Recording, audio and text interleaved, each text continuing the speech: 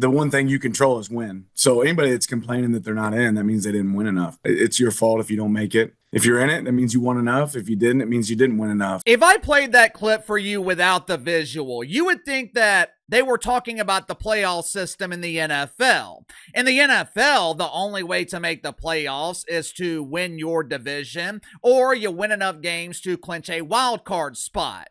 Now, according to Dan Lanning, it works the exact same way in college football. Of course, it's easy for Dan Lanning to say that because his team got selected. And there's that key word again.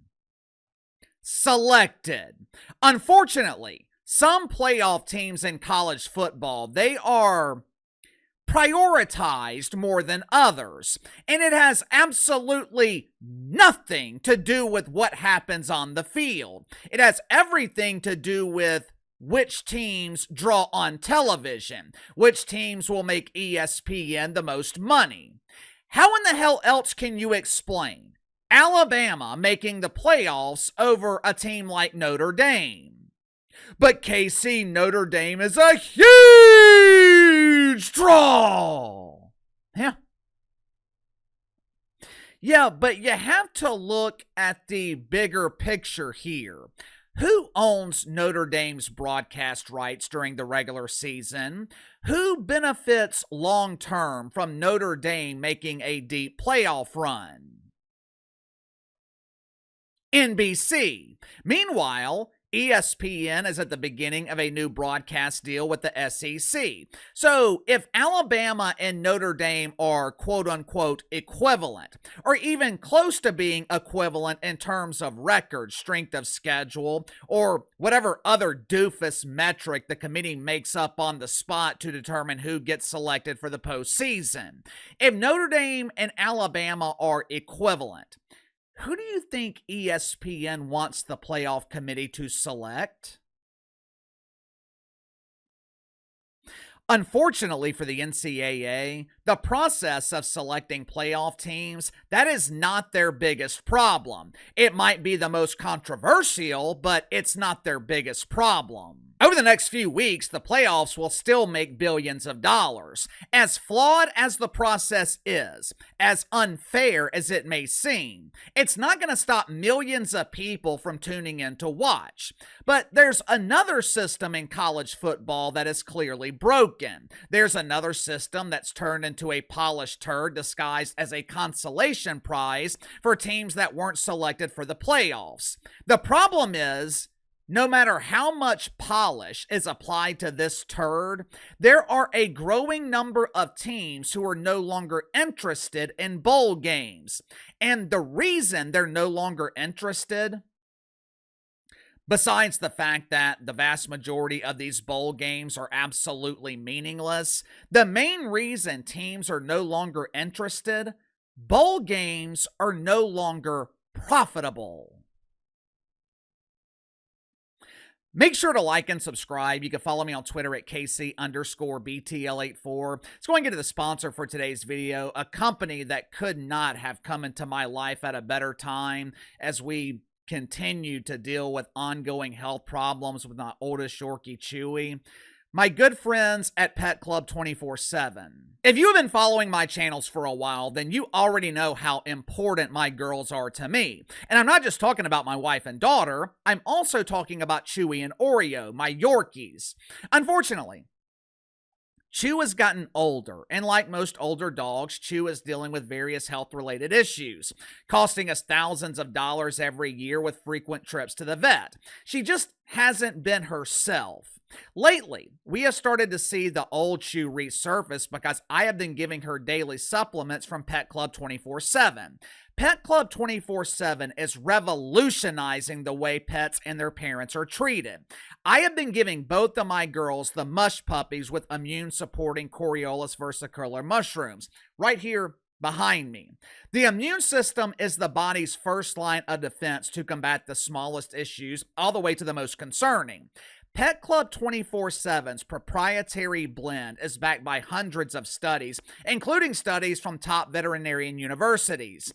These aren't the magic mushrooms that you're thinking of, but These Coriolis mushrooms, they are damn sure magical. Pet Club 24/7 has created tasty treats that my girls love, and it also modulates and supports their immune system. More importantly, it makes them feel better. We can see a difference, and that's all that matters to me. Products from Pet Club 24/7 contain no chemicals, no preservatives, and they're made right here in America. So click the link in the description below. Start taking better care of your pets today with Pet Club 24/7. There have been 10 teams who declined to participate in bowl games. Some teams like Notre Dame declined to participate, more than likely out of anger. I know a lot of people were pissed off about it, but who can blame them? Put yourself in their situation. You have been busting your ass all year. You're coming off an appearance in the national championship game last season. You get denied access to the playoffs, and your consolation prize is the Pop-Tart Bowl.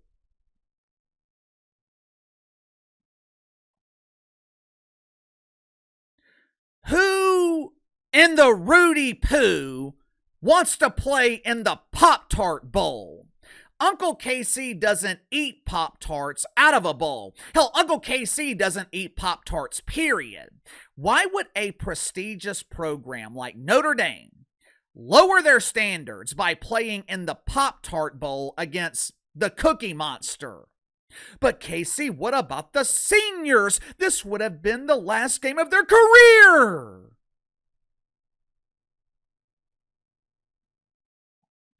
Marcus Freeman asked his players, more specifically, he asked his seniors if they wanted to play. This was not a decision that he just made by himself. Marcus Freeman is not a tyrant. He asked his players if they wanted to compete for the prestigious toaster that's given to the winner of the Pop-Tart Bowl. His players said no.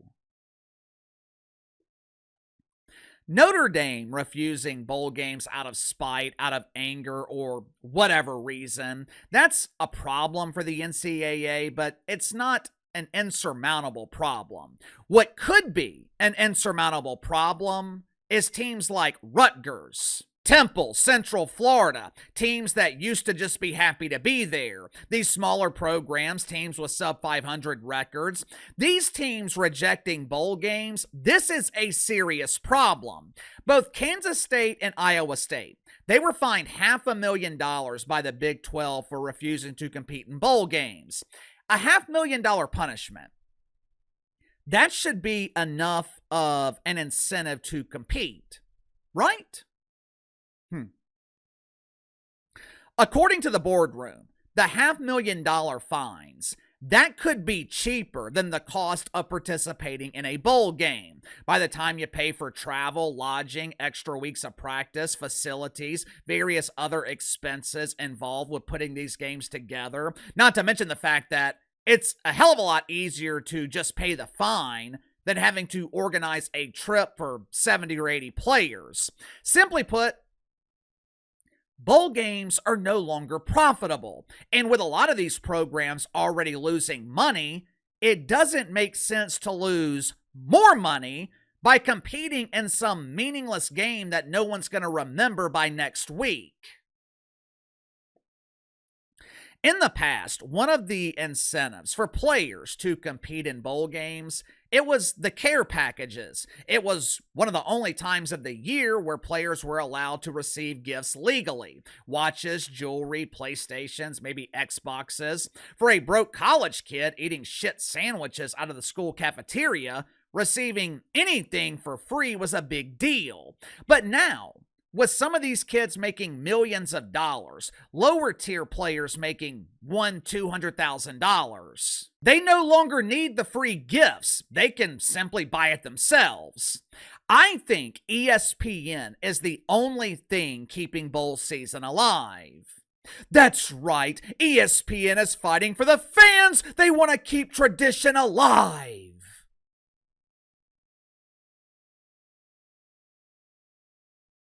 ESPN doesn't give a shit about the fans.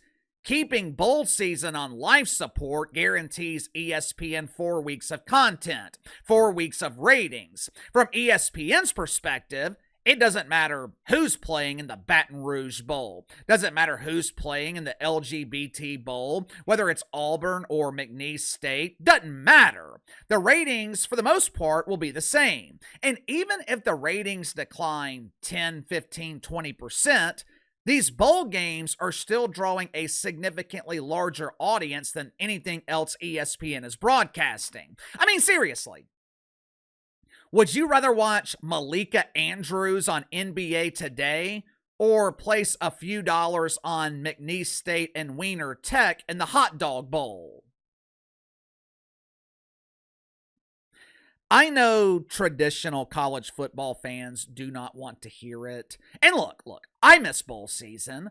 I miss when bowl games actually meant something. But the truth is, they just don't. The market has been oversaturated. There are way too many meaningless bowl games. These kids are playing in front of empty stadiums. Hell, I have seen more people at WNBA games than I see at some of these bowl games.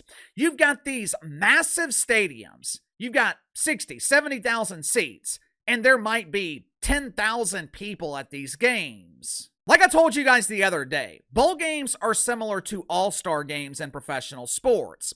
When we were growing up, all-star games were a big deal. In Major League Baseball, before they implemented interleague play, the all-star game was the only game of the season besides the World Series where you could see the American League versus the National League. The all-star game in the NBA used to be a big deal. Now, the Pro Bowl never mattered. The Pro Bowl was always a free trip to Hawaii. But over time, all-star games lost their importance. They became increasingly irrelevant. Same thing has happened to bowl games in college football. The networks expanded bowl season trying to make more money, and all they've done is make the vast majority of these bowl games irrelevant. They're just a complete waste of time. Sound off in the comments below. I'll see you guys later.